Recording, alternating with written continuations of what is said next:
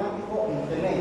El modelo TCP/IP permite un intercambio de datos viable dentro de una red, definiendo los pasos a seguir desde que se envió los datos, o en este caso como lo conocemos como los paquetes, hasta que son recibidos. O sea, que desde acá, desde que se lo envía,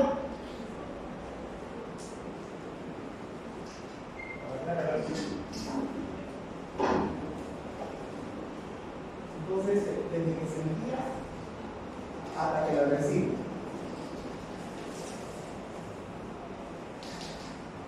El modelo TCP/IP permite un intercambio de datos posible dentro de una red, dependiendo los pasos a seguir, se envían los datos hasta que son recibidos. Se usa un sistema de capas con jerarquías que se comunican únicamente con su capa superior. ¿Cuáles son esas capas?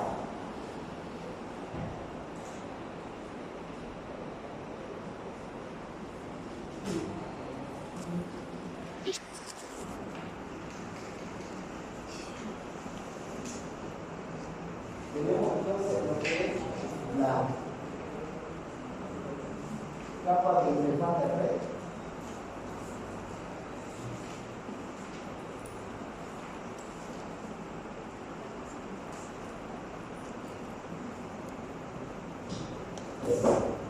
Luego la capa de internet.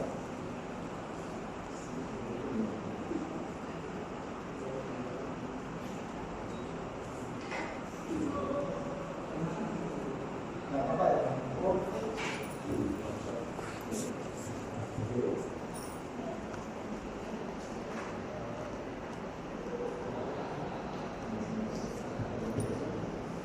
Y la capa de aplicación.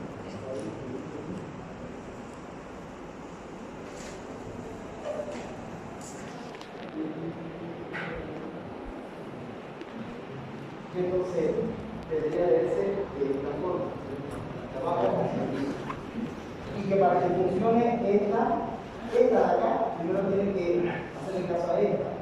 Para que funcione esta, tiene que hacer caso a esta. Y para que funcione esta, es así sí o sí. Si no, no puede funcionar en cuanto a la capa del modelo TCP/IP.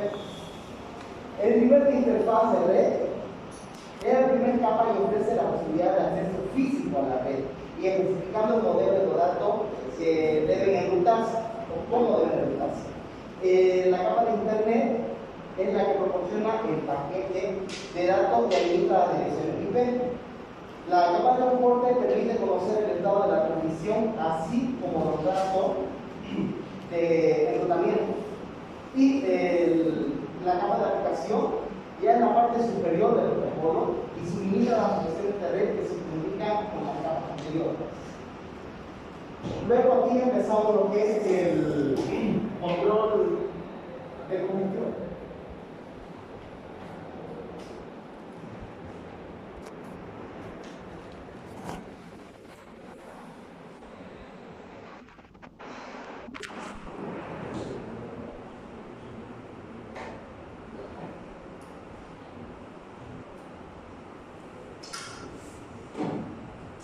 Bueno, el objetivo de este control es el de transmitir a la máxima velocidad posible sin congestionar la red. Esto hay que hacerlo de forma descentralizada. Cada emisor tomará las decisiones basándose en la información que recibe por los ACK. Y los ACK son las respuestas que recibe cuando se manda un paquete. Si le manda una ACK, significa la confirmación de que sí llegó el paquete. Entonces, al recibir la confirmación, se puede aumentar la tasa de envío, pero si existe un segmento perdido, se asume que la pérdida es debido a la congestión de la red, por lo tanto, se debe de crecer la tasa de envío. Lo que se hace cuando se introduce el control de congestión es reducir la velocidad cuando tenemos una pérdida de paquete, bien sea porque se acaba el demostrador o por recibir 3 ACK duplicados. Eso quiere decir que en el caso de cuando estamos enviando un paquete y si no recibimos el ACK, o sea, si no recibimos la confirmación, puede ser por dos cosas: o es que se terminó el tiempo del temporizador que está, o es porque se enviaron muchos paquetes y hay 3 ACK duplicados, entonces se pierden los paquetes y no vamos a recibir nada. Entonces, de nuevo hay que iniciar todo. el envío. ¿Cómo se aumenta la velocidad? Se lo hace midiendo el uso de dos fases, la fase de arranque lento y la fase de evitación de la combustión. ¿Qué es la fase de arranque lento?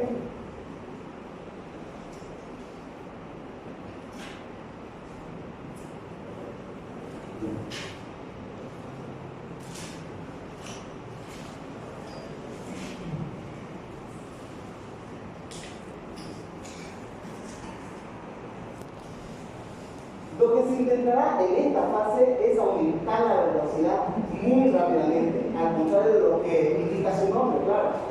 Voy a indicar para poder encontrar el punto de saturación. Esto quiere decir que nosotros vamos a estar enviando, hasta en algún momento que ya no vamos a recibir el ACK, que es la confirmación de que llegó el paquete.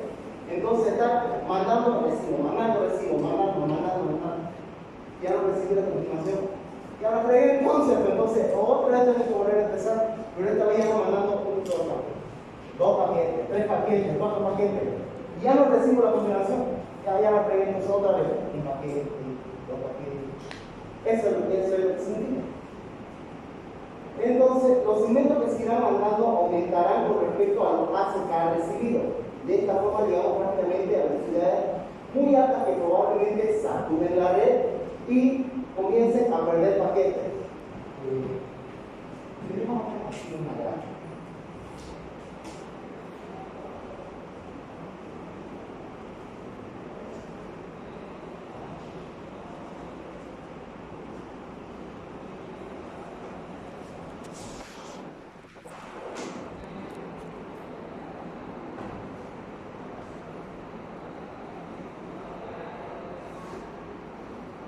Entonces aquí mando mi primer segmento. Si llega al tope, entonces le va a mandar una confirmación. Es decir, que si, oye viejo, te estoy mandando un segmento, un paquete. El otro dice, ya, perfecto, confirmado, llegó, ya, belleza. Entonces ya no voy a mandar uno, se puede mandar uno, pasó rápido, voy a mandar dos, ¿no? Me mandan dos segmentos. Ve a agarrar y le dice, bueno, ya me costó un poquito, pero sí, me llegaron los dos. La confirmación es que llegaron los dos. Entonces la calle dice, belleza, como que llegaron dos, entonces te voy a mandar cuatro, dos por cada siguiente o por cada confirmación. Entonces, dos por este segmento de acá y otros dos por el segmento de acá. Y así va a ser, dependiendo de las confirmaciones que le va mandando, entonces le va a ir mandando los paquetes exponencialmente, hasta que va a llegar a un punto en el que ya no es que host A ya no va a recibir la confirmación. Entonces va a decir, ya la pegué para no decir ya la K. Entonces, a volver a iniciar y otra vez desde el primero. Si me llegó, pues la listo. Te mando dos.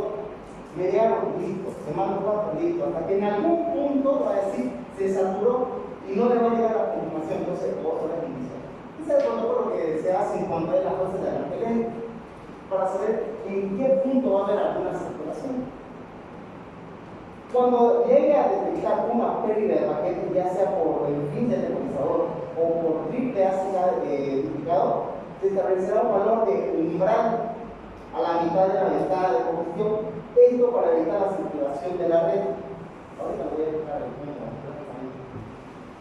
Mientras está en arranque lento, se irá aumentando la velocidad de forma exponencial hasta alcanzar el umbral, es decir, llegar a la ventana de congestión, a que la ventana de congestión sea mayor o igual al umbral, llegando a la transmisión desde la fase del arranque lento a la fase de evitación de la congestión. Esa ya sería la otra fase, donde se aumentará la velocidad de forma lineal para acercarnos al límite de forma gradual.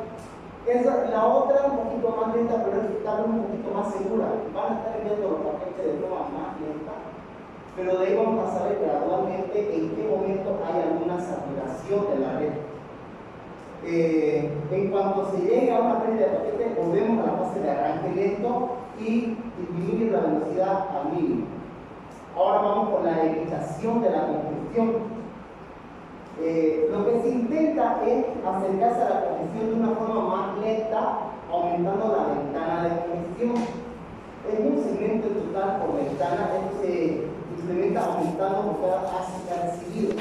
Es decir, que si tenemos una ventana de 4 segmentos, cada ACK que se recibe de estos segmentos se aumentará la ventana a un cuarto, esto para disminuir la cantidad de segmentos que vamos a enviar, como le digo, de una manera más lenta, pero más segura para saber dónde hay alguna situación. Para enviar la mayor cantidad de paquetes o mayor cantidad de segmentos, se va a tardar sí, pero vamos a enviar más información y vamos también a descubrir en qué momento hay alguna saturación en la red.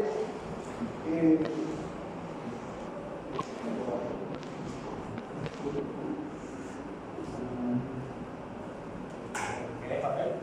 Sí. ¿Querés papel?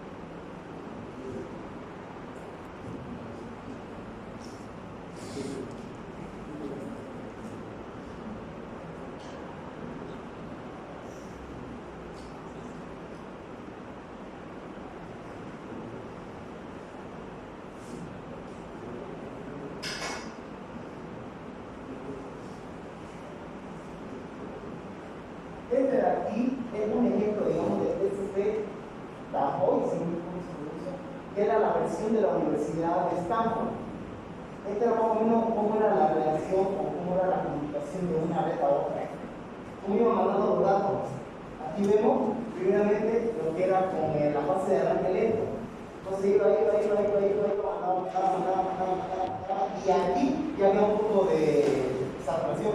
O sea, que había ya muchos paquetes que no recibían la confirmación. Entonces, volvemos a iniciar.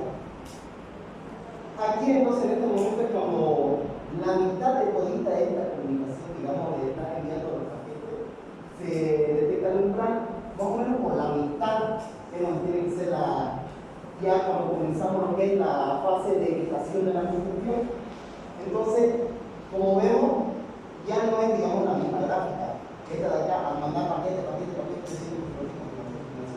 es más rápido, pero con la otra para evitar la congestión, pues es un poquito más lento porque digamos menos paquetes y recibimos menos información, pero obviamente recibimos.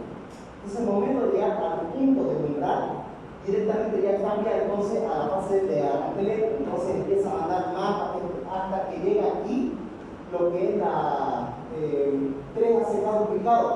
Quiere decir que hay muchas confirmaciones. Entonces, de nuevo tenemos que iniciar. Porque ya con la saturación hay una congestión. Entonces, de nuevo, volvemos a la fase de invitación a la congestión. Mandamos, y llegamos a la fase del umbral. Entonces, de nuevo, al arranque lento. Pero aquí hubo otra congestión. Entonces, volvemos a iniciar. Y así sucesivamente de manera gráfica, digamos, cómo sería cuando a las dos fases, la del arranque lento y la evitación de la congestión.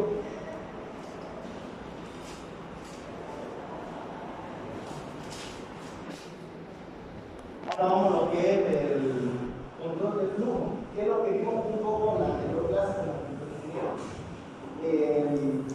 vemos entonces lo que es enviar. Primeramente, el control de combustible y control de flujo. Son distintos. Uno controla el flujo de datos que se está enviando, que es lo que vamos a ver entonces, y la recomposición es el punto de donde, como dice, hay composición o hay embotellamiento, por así decirlo, para que se entienda, de datos. Cuando enviamos, se puede mandar más. Entonces, el control de combustión, eso es lo que trata de explicar. Y el control del flujo es la manera de mandar los datos. Es la capacidad de hablar de máquina a máquina o de extremo a extremo sobre la capacidad de almacenaje, si tiene o no la capacidad. El tiempo en vez es variable, va saltando del router a router. Entonces, lo que tenemos acá es que se envía aquí un paquete y aquí tenemos que esperar lo que es el ACK, que es la confirmación. Entonces, a todo esto y al estar en la red, puede que le tenga que llegar aquí a la otra red el paquete que se está enviando del punto A al punto B. Si recibimos el ACK en la confirmación, hay que significa que sí va a pasar, que sí se envió. Entonces, cada vez que se manda un paquete para TCP, debe recibir una confirmación. En caso de no recibir la confirmación, en un determinado tiempo, se vuelve a mandar el paquete. Entonces, la red, perdón, ¿quién es SK? ¿La red o el remoto B? Sí. Una red está dejando acá.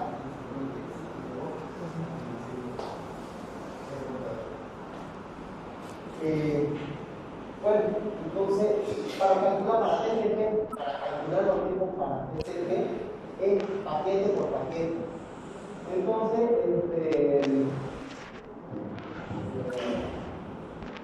la red puede llegar a recibir tanto que llega a tener una saturación, llegando a necesitar paquetes que no puede manejar. Esto quiere decir que si se manda. Es como un ejemplo, digamos, en un trabajo. Estamos almacenando, digamos, 5 paquetes, ya, voy a mandarte uno, listo, uno recibe y la lee. Entonces puede con 2 cajas, le mando 2 cajas, y agarra la caja, la lee. Puede con 2, ¿cómo puede con 3? Ahora le digo, le contó más, pero pudo. Puede con 3, entonces puede con 4, ya le tiro las 4, se le cae todita, entonces pierde los paquetes. Es un ejemplo, digamos, para que se entienda. Cuando a la pérdida del paquete, ¿no es cierto? Tiene que volver a iniciar el día, no puede pedir con 4 paquetes, entonces de nuevo, para que no haya una pérdida del paquete.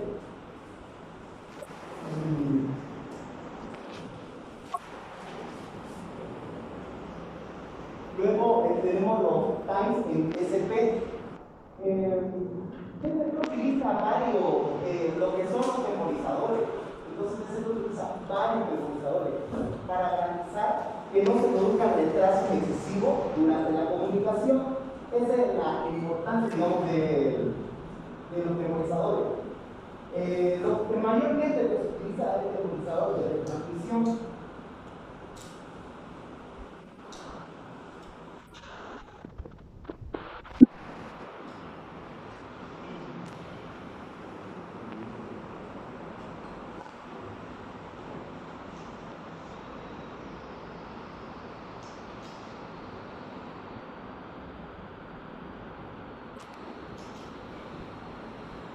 Para transmitir segmentos perdidos, TCP utiliza el tiempo de espera de retransmisión. Cuando TCP envía un segmento, el temporizador se inicia y se detiene cuando recibe el reconocimiento. Si el temporizador expira, se produce un tiempo de espera y el segmento se retransmite. Entonces, esto es porque, mejor dicho, utiliza este temporizador para, en cuanto a la transmisión, enviar paquetes, enviar.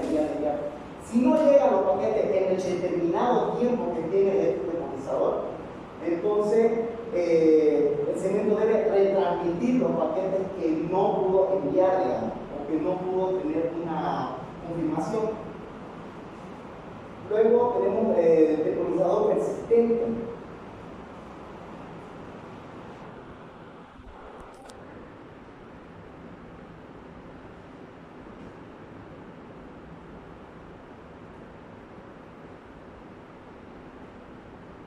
El persistente es para hacer frente a una situación de interbloqueo de tamaño de ventana cero.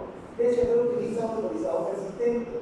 Cuando el TCP de frío recibe un reconocimiento con un tamaño de ventana cero, inicia un temporizador de persistencia. Cuando se apaga, el TCP emisor envía un segmento especial llamado sonda.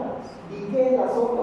La sonda hace que el TCP receptor vuelve a enviar la confirmación que se perdió. O sea, es un type, si no me equivoco, en el que en ese campo puede enviar la confirmación. Cuando ya, digamos, envía varios paquetes y no tiene el campo para poder enviar la confirmación, entonces empieza el temporizador persistente que envía una sonda, y en esa sonda tiene el campo necesario para que le pueda enviar la confirmación.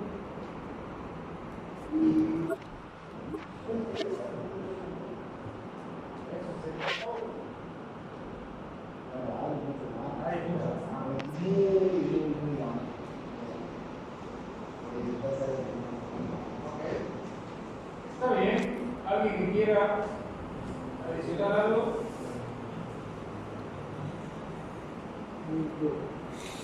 ¿O alguien que quiera aclarar algo?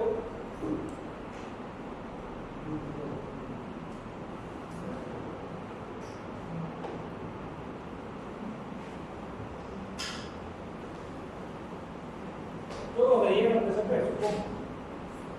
Nadie me ha dibujado la cabeza el encabezado todavía. ¿Cuál es el encabezado del TCP?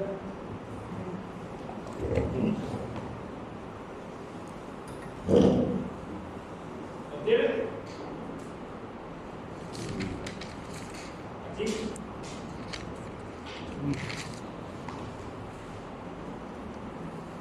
¿Quién tiene el encabezado del TCP?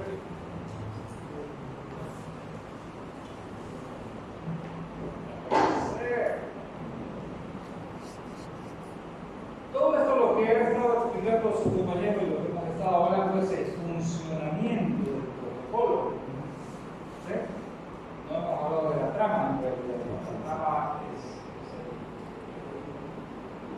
formato que debe tener, cómo tiene que ser qué campos tiene. ¿Sí? Y debido a que es un protocolo orientado a conexión, orientado a conexión hemos dicho que significa que el origen y el destino deben estar previamente conversando y estar en línea los dos. Entonces, y como es un protocolo confiable, eso es lo que se dice, la confiabilidad significa que yo debo poder reclamarle al otro extremo cuando algo no me llegue. ¿Y cómo voy a saber qué es lo que me llega y qué es lo que no me llega? En un flujo de paquetes tengo que saber identificar qué es el paquete tal y no es el paquete cual. Entonces, para eso se utiliza un campo que está establecido en el formato de la trama, que nos permite identificar a ese paquete y no al otro. Oye, pásate. Por si acaso, pareciera que fuera lo mismo que HDLC. ¿Se acuerdan que en HDLC hay un paquete, mándame 3, mándame 3, mándame 3? El 3 era el número de la trama. ¿Sí? El TCP no es exactamente lo mismo, pero la idea es la misma. El TCP lo que se pide es los bytes. A partir de tal byte a tal byte, mándame los demás. ¿Sí? Bien. Yo voy a dibujar la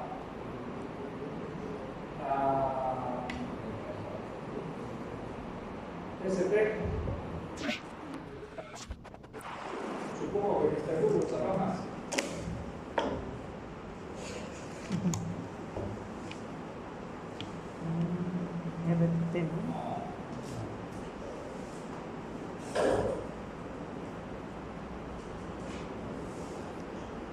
Ok. son 3 tipos de RTTs. RTT en español es tiempo de ida y vuelta. De los paquetes.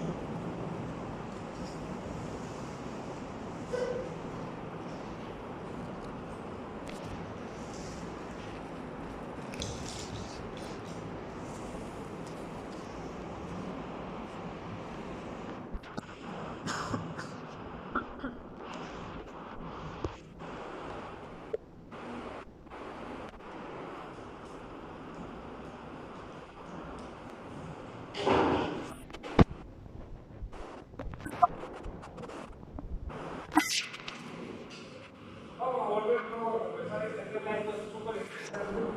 Vamos a hablar un poquito más de eso.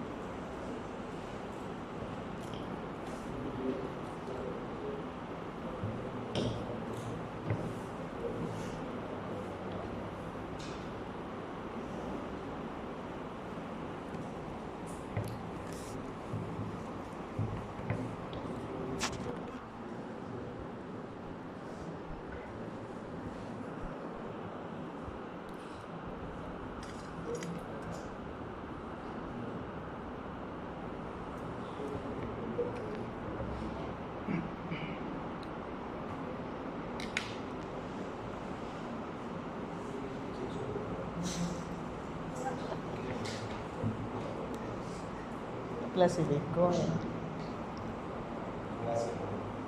¿Ah? Yo soy antimufa. Así que bloqueamos.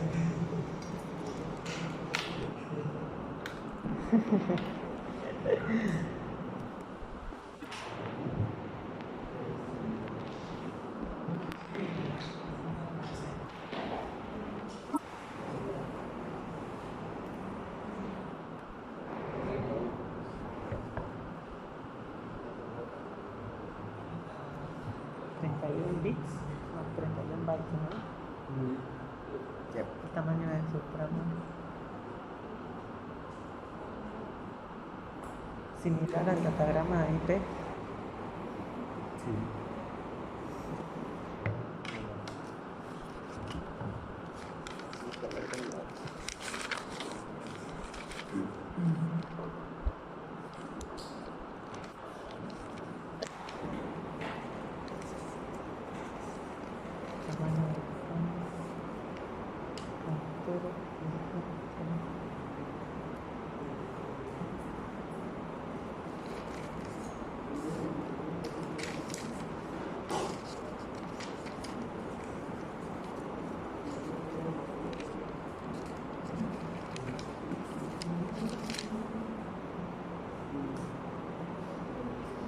No te escucho.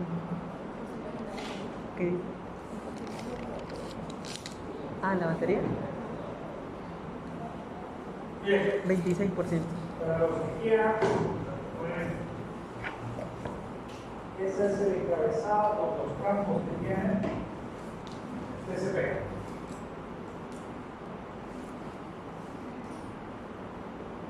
Reservado.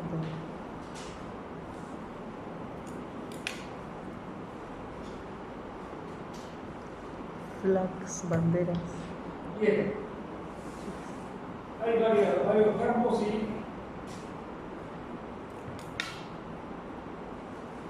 puerto origen y puerto destino son 16 bits cada uno de estos campos.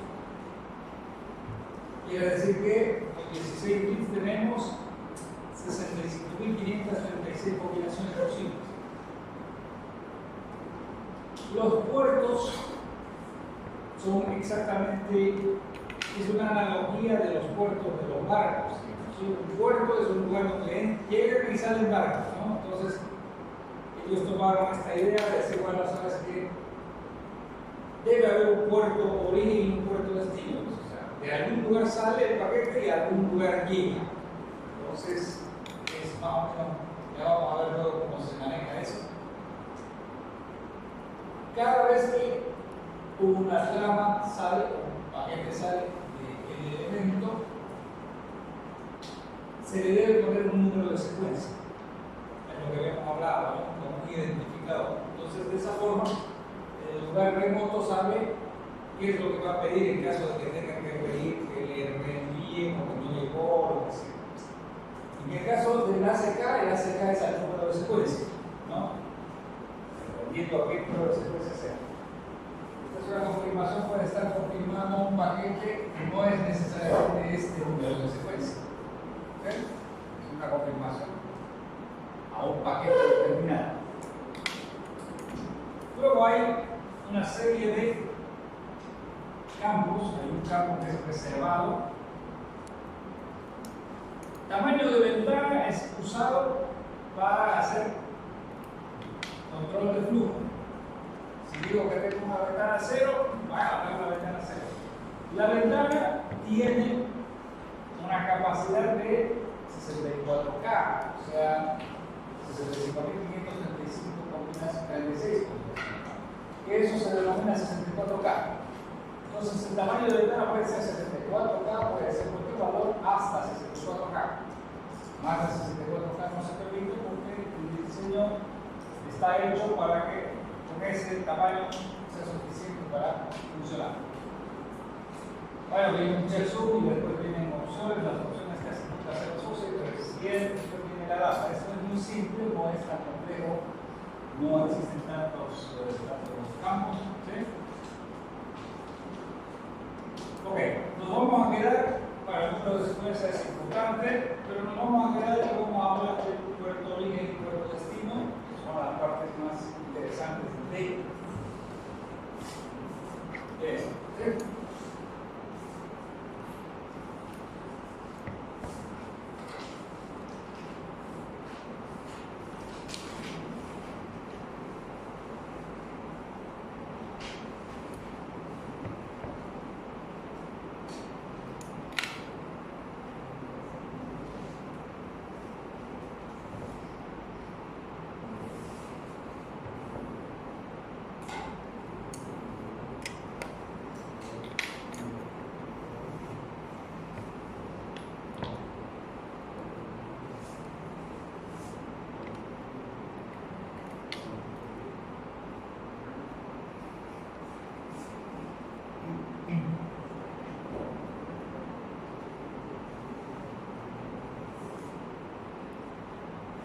Bien. La comunicación de TCP se realiza entre dos elementos que son, uno, el cliente, y el segundo elemento es el servidor. Quien comienza la solicitud siempre es el cliente. Nunca el servidor lo llama a uno para decir tengo, no lo llama Google a usted y le dice tengo una última noticia. No es así. Yo tengo que ir a ver. Uno de ellos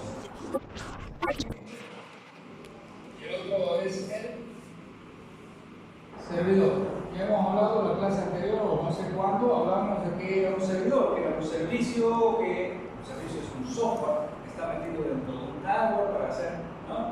Y que va a brindar algún tipo de servicio y que, no sé si lo comentamos, es un software multiusuario, o sea, no, es decir, es un software que se va replicando conforme me va pidiendo más de un usuario, entonces voy creando y le voy asignando como sistema operativo a cada proceso una cierta cantidad de recursos. Y como los recursos son ilimitados, significa que va a haber un número máximo de posibles servicios que puedo dar simultáneamente. Si hacemos una analogía con una empresa que vende comida, ¿sí? ¿Cuál es el número máximo que yo puedo atender? Es el número de mesas y sillas que tenga. Más de eso no puedo atender simultáneamente. Los demás que quieran van a esperar en la puerta hasta que alguien se desocupe. Más o menos es la misma idea. ¿Sí? Entonces, el servidor tiene una cierta capacidad y más de esa capacidad no va a poder atender. Todos los servidores, no importa el tamaño que tengan. Lo único que va a variar es que unos atienden más, otros menos, ¿no? Entonces, ya conozco un restaurante que 500 sillas, ¿ok? Bien, 500 pueden comer simultáneamente. Pero hay otro restaurante que tiene solo 40 sillas. Bueno, ahí solo hasta 40, no hay más. El 41 tiene que esperar a que alguien salga. ¿Ok? Bien, ya hemos visto también en varios dibujos que si esto fuera tiempo, entonces el proceso comienza del cliente, va, le pregunta, le dice creo que va a hacer la apertura, el otro le contesta, le escribo y usa esas 3 líneas, ¿no? En tiempo y después empieza a funcionar el TCP, manda todos los datos, lo que uno quiera. Sin embargo, hay otra forma de ver el asunto, y es a través de ver los puertos. Entonces, el cliente y el servidor utilizan este mismo formato y tienen puertos orígenes y tienen puertos destino. Obviamente, si yo miro de aquí para allá, yo soy puerto origen, el de allá es puerto destino. Pero si miro de aquí para allá, yo soy puerto origen y el de allá es puerto destino. ¿Sí?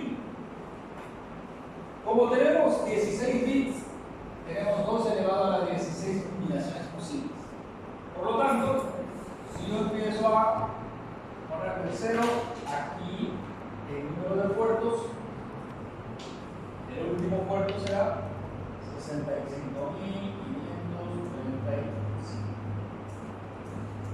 ¿Sí? Y por supuesto, lo mismo tendrá este otro señor. Aquí 65.535. Bien. ¿Qué significa esto? Cada puerto identifica a un servicio. Es como cuando usted tiene el menú en el restaurante. En el menú del restaurante tiene varios tipos de platos, ¿no? Los chinos lo hacen más fácil, ¿no? Dicen, número 1, chan chun ching, número 2, chandela. Entonces, cuando uno pide, te dan un número 1, un número 5, porque no sabes, ¿no? Entonces, es más o menos lo mismo. Cada servicio va a estar identificado por un número de puerto. ¿De acuerdo? Entonces, cuando empezaron a hacer toda esta historia, los diseñadores dijeron, bueno, a ver, hagamos rápido. Hay servicios que van a ser desarrollados que se van a llamar servicios bien conocidos, o sea, well-known ports, o sea, puertos bien conocidos. Por ejemplo, ustedes tengan una idea, FTP. El FTP es un archivo, o sea, un protocolo de transferencias de archivos. Por lo tanto, este tipo de protocolo va a tener el puerto 21 y 23. HTTP no había en la época cuando se creó, pero ya está metido dentro. HTTP, ¿qué puerto usa?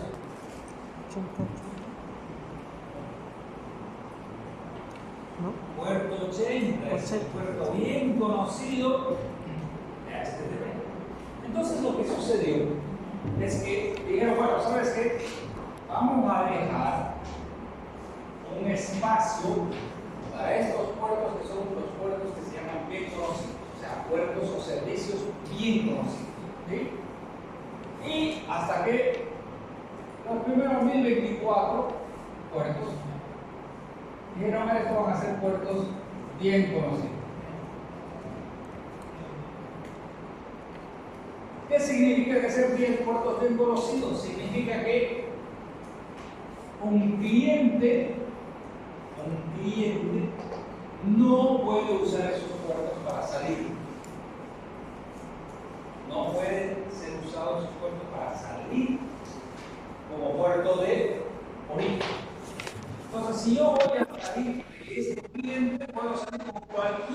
puerto menos con esos 1024. Estos puertos están como protegidos. ¿De acuerdo? Entonces, vamos a suponer que este cliente quiere conectarse a un servicio y para hacerlo fácil vamos a suponer que el servicio es un servicio de web. Allá en el servidor tengo un web server.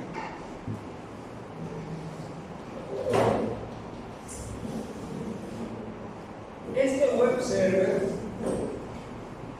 como es un puerto bien conocido y está dentro de los primeros 1024, estará por acá, en el puerto 80, que es HTTP. ¿No? Está en el puerto 80. Este es un servicio que tiene este servidor. Puede ser el 80, después puede haber otros. ¿Cuántos servicios tengo? Depende de cuántos servicios quiero dar. En un mismo servidor físico yo puedo tener varios servicios. FTP, mail, web, varios, ¿no? Varios servicios. Bien. Entonces, ¿cómo es el proceso? Yo, como cliente, debo tener el cliente del servidor, ¿no? O sea, si este es un web server, yo tengo que tener el cliente del web server. ¿Cuál es el cliente del web server? Es un browser, ¿no? Un navegador, es un cliente de un servidor web. Ahora, ese navegador puede ser cualquier marca, modelo, lo que sea, porque hablan el mismo lenguaje del web servidor y el web cliente, el browser. Entonces, ¿qué es lo que hace? Yo agarro aquí en esta máquina, vamos a suponer que tengo un web así, y aquí yo pongo HTTP, bla, bla, bla, bla, ¿no? Vamos a suponer que yo pongo Google, para hacerlo fácil, google.com. ¿Qué es lo que va a suceder realmente en mi máquina? Google.com no le sirve a la pila de protocolos de TCP porque lo que él necesita es IPs, no necesita TCP, necesita IP, pero no necesita el nombre. Este nombre no le sirve. Entonces, ¿pero qué es lo que hace? Agarra y llama a un software que está dentro de nuestra máquina que se llama Resolver. Este resolvedor lo que va a usar es un servicio que se llama DNS. Entonces, este resolvedor va a preguntarme, oye, conseguime la dirección IP de este google.com. ¿Ok? Perfecto. Muy bien. Va y le trae la dirección IP y le dice, este es el IP de ese señor. Muy bien. Y a partir de ahí le dice al sistema operativo, señor, yo estoy queriendo ir acá en servidor web. Obviamente este señor tiene una dirección IP. Ese vamos a poner en el servidor y este vamos a poner que también tiene una IP, pero del cliente. ¿De acuerdo? Tiene un IP, por supuesto. Entonces le dirán, oye, quiero ir a la IP del servidor al puerto 80. Entonces ya conoce a dónde va a ir. Pero le dice, dime, sistema operativo, dime qué puerto yo puedo usar de todos los que tienes libres. Vos llevas la cuenta a ver qué puerto me das para que yo salga. Y entonces el sistema operativo, cualquiera que sea, Android, Windows, Linux o lo que sea, funciona de la misma forma. Dirá, a ver, de los puertos que tengo aquí, te voy a dar este que va a ser el 3333. Puedes decir cualquier número. Tiene que estar permitido de traje. Este te doy, salir de ese puerto y hacer la conexión con otro lado. Entonces, este sistema agarra la idea, dice, el puerto de origen va a ser el 3333 y no estoy yendo al puerto destino 80, porque estoy apuntando al puerto 80. Entonces él agarra y lanza esa solicitud en tiempo que habíamos visto el SYNC, ¿no? El te confirmo en este mismo enlace. Y si todo va bien, estos dos se ponen de acuerdo y empiezan a traficar datos una vez que se ha establecido la conexión. ¿Ven? ¿Ya? Ahora, puede suceder que es lo que ustedes hacen siempre. Vuelvo a abrir otra ventana y quiero volver a ir a Google. ¿Cuántas veces han hecho ustedes eso? ¿Cuántas veces Google no hay ninguna restricción? Entonces, todo será lo mismo el proceso y le van a preguntar si no conmigo, oye, ¿de qué puerto salgo? Porque quiero ir al 80.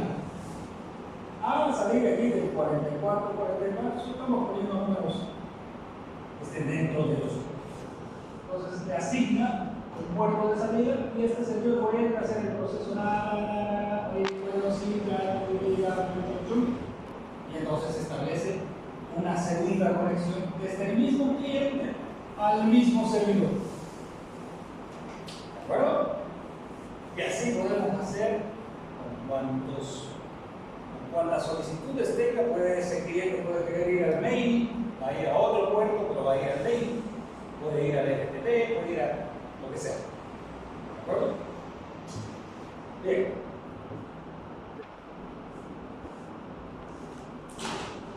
Ahora, lo hice muy largo, pero bueno. Este 80 entonces es un puerto bien conocido. Y por aquí, este es el servidor.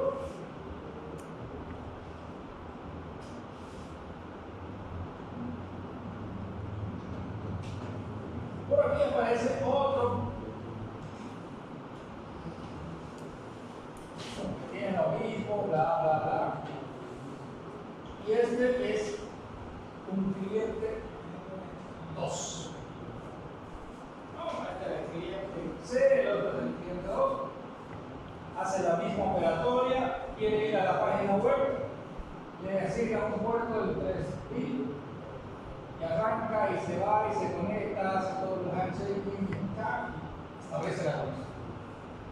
Bien. Eso puede suceder y también puede llegar a suceder que cuando abre la segunda vez con su browser, este señor le dice, ok, ya te voy a dar el 44. De ahí puede salir.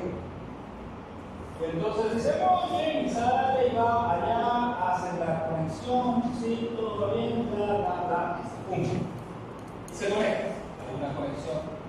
Aquí en este caso, este servidor está manejando 4 conexiones. ¿Sí? El problema es que, como son sistemas operativos diferentes, la probabilidad de que me otorguen el mismo puerto de origen en el cliente 2 y en el cliente 1 o en el cliente básico existe. Pueden dar el mismo número. Entonces, aquí la pregunta es: ¿cómo se da cuenta cuál es? Cuando él esté respondiendo, va a salir puerto de 80, puerto de destino 44, 44. 44, 44. ¿Sí? Entonces, para eso se utiliza lo que se llama la toca, que es la combinación IP. Bueno, esto no se repite nunca. Ese IP y el puerto no se repite. A este, por si acaso, a esto le llaman, los programadores le llaman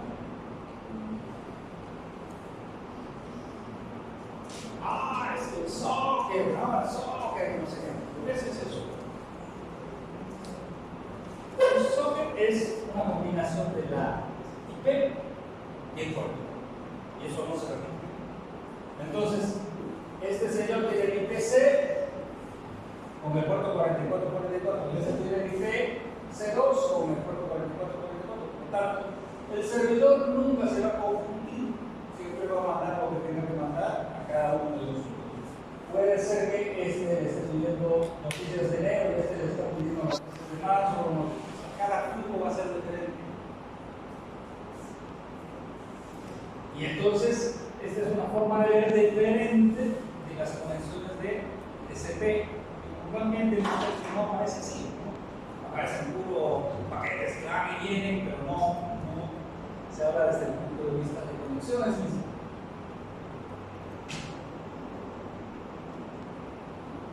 Bien. ¿Al servidor le interesa de dónde vienen las conexiones? ¿Le interesa si es Windows, si es Android, si es Linux, si es Unix? ¿Le interesa? ¿En algún lugar está eso? No. Él recibe las solicitudes si tiene espacio, si tiene sistema operativo, si tiene para asignarle recursos. Aquí va asignado por lo menos 4 recursos a 4 hijos que van a atender acá.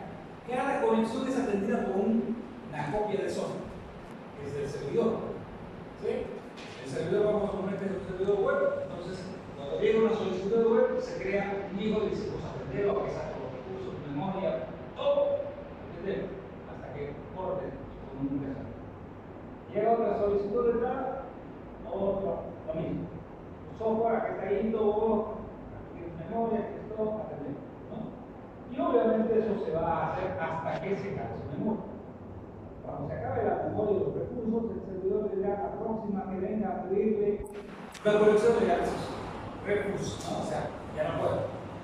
¿Qué es lo que les pasa a ustedes cuando la universidad está en inscripción, ¿no? En un determinado momento, chao. No hay, porque todo el mundo está queriendo inscribirse y ya no tiene recursos, entonces ya no me da servicio. ¿Sí? Por si acaso, el servicio es la posibilidad de que yo pueda establecer la conexión y pueda hacer flujo de datos. Los hackers conocen eso y entonces lo que hacen es lo que se llama Denial of Service, DOS. ¿Qué es lo que hacen? Empiezan a hacer aperturas, un montón de aperturas a un servidor web. Y el servidor web empieza a asignar recursos hasta que se le acaba. Y de pronto ya cuando la gente quiere usar realmente, no atiende a nadie. Denial of Service. Clásico, digamos. Es un clásico para hacer caer un servidor. Solicitar un montón de recursos hasta que agote sus recursos.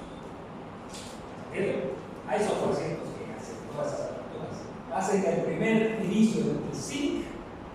Y en el SIG ya el otro ya está asignando recursos, ya está esperando la confirmación y se queda esperando la confirmación. Y como me llegan miles y miles de SIG, hacemos todos mis recursos.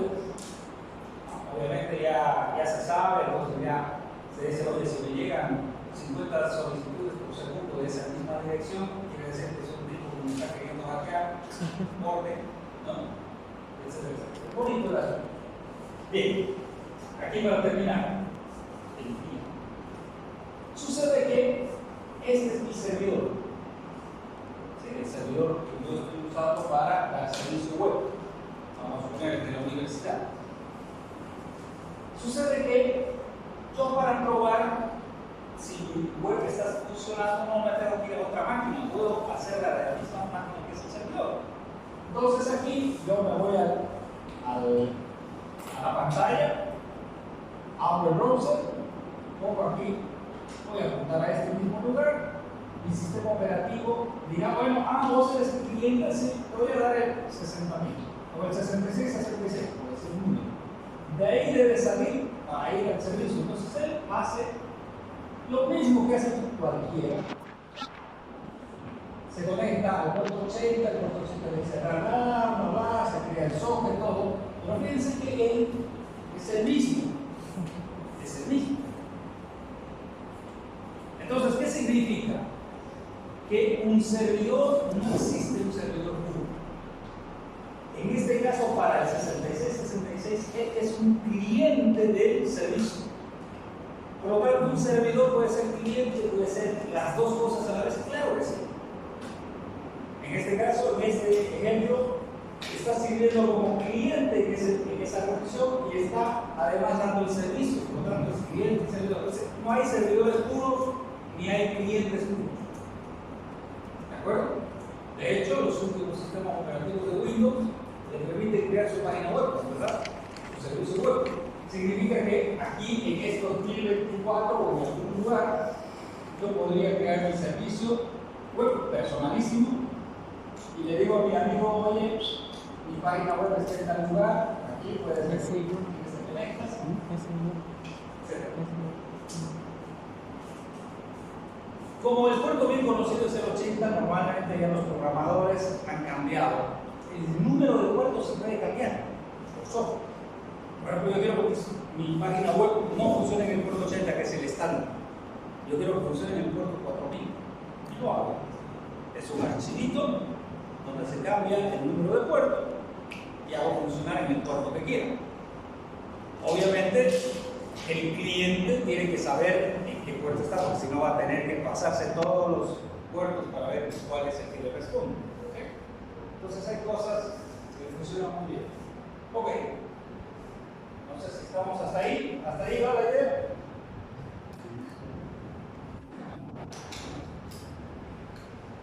Creo que estamos ahí. ¿Consultas? ¿Ya claro la idea? Entonces, TCP, no todavía.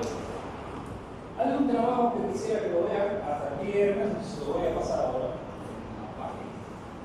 TCP ha sufrido un proceso evolutivo, ¿no? Empezó con Tahoe, que es una ciudad en Estados Unidos donde se juntaban y dijeron, bueno, ok, esta va a ser la versión de TCP Tahoe. Después se juntaron Las Vegas, no, vamos a hacer una versión Las Vegas. No, vamos a ir a Reno. Y así han ido apareciendo muchas versiones de TCP. No es una sola versión de TCP. Por lo tanto, hay una variedad de versiones. La tarea consiste en que vean cuál es la diferencia entre cada una de las versiones y cuál es la versión que más se está usando en la actualidad. A ver, oye, qué versión de TCP se utiliza en la actualidad. Y por supuesto se van a encontrar que hay una versión en Android que es el elemento más usual ahorita, ¿no? Desde el punto de vista de conectividad. Van a encontrar que el Windows utiliza otra cosa, y así sucesivamente casi todo el mundo utiliza un